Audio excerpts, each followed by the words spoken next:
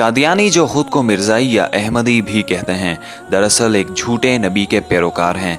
इस झूठे नबी का नाम मिर्ज़ा ग़ुलाम अहमद कादियानी है।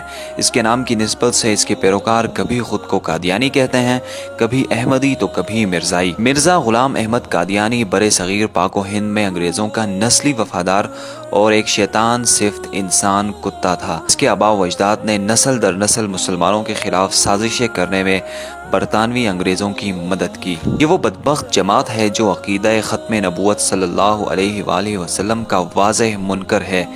ताहम आज की इस वीडियो में हम आपको मुल्क पाकिस्तान के उस इलाके की हकीकत से आगाह करेंगे जो कि दुनिया भर में कादियानियों की अक्सरियत वाला इलाका या फिर उनके हेडक्वार्टर के नाम से जाना जाता है। तो आइए चलकर असलियत जानने की कोशिश करते हैं। फैसलाबाद और सरगोदा के तकरीबन दरमियान में वाक़े रबवा नामी शहर आज जिस जगह वजूद रखता है उसे ज़माने कदीम में जुग ढकियाँ कहा जाता था।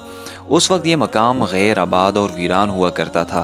तक़सीम हिंद के वक्त हज़ारों कादियानी पाकिस्तान आ गए और उन्होंने खेमा बस्ती के तौर पर इस इलाके को आबाद किया, जिसे इनके सरकर्दा अफराद कादियान दारुल अमान कहने लगे।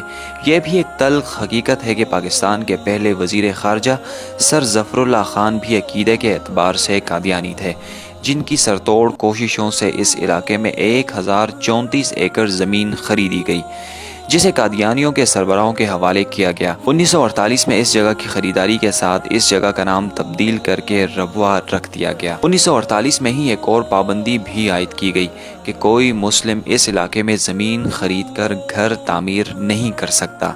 एक और अजीब अमर ये भी है कि इस इलाके के लोगों के लिए यहाँ एक कब्रिस्तान भी बनाया गया है, लेकिन इस कब्रिस्तान के हर कब्र पर लगी तख्ती पर एक इबारत देखने को मिलती है, यानी अमानतुन दफन। जब इस बात की तहकीक की गई तो मालूम हुआ कि कादियानी ये ख्याल करते हैं कि पाक व हिंद की तकसीम आर्जी है और जल्द ही इंडिया और पाकिस्तान एक रियासत में जुड़ जाएंगे और फिर ये लोग अपने मुर्दे निकाल कर कादियान ले जाएंगे।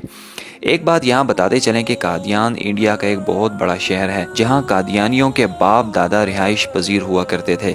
आज भी इस अक़ीदे के हामिल एक बड़ी तादाद वहाँ पर आबाद है। नाज़रीन ग्रामी, ताज़ा तरीन मालूमात के मुताबिक इन लोगों ने किसी भी खतरे के पेश नज़र रबवा के इर्द गिर्द इलाकों में बस्तियों का क़याम अमल में लाना शुरू कर दिया है।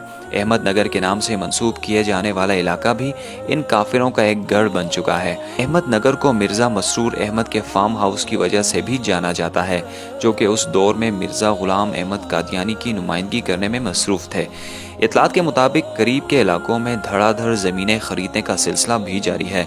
हमारे मुस्लिम भाई ज़्यादा पैसों की लालच में कादियानियों को ज़मीनें बेचने की वो गलती कर रहे हैं जो फ़लस्तीन के मुसलमानों ने यहूदियों को पनाह देकर की थी। बाद अज़ा उन्हीं यहूदी कुव्वतों ने यहाँ मुसलमानों पर अरसे हयात तंग कर दिया और आज भी वो खित्ता हालत जंग में है। दोस्तों, मेल वक़ूअ के एतबार से भी ये रबवा शहर काफ़ी अहमियत का हामिल है।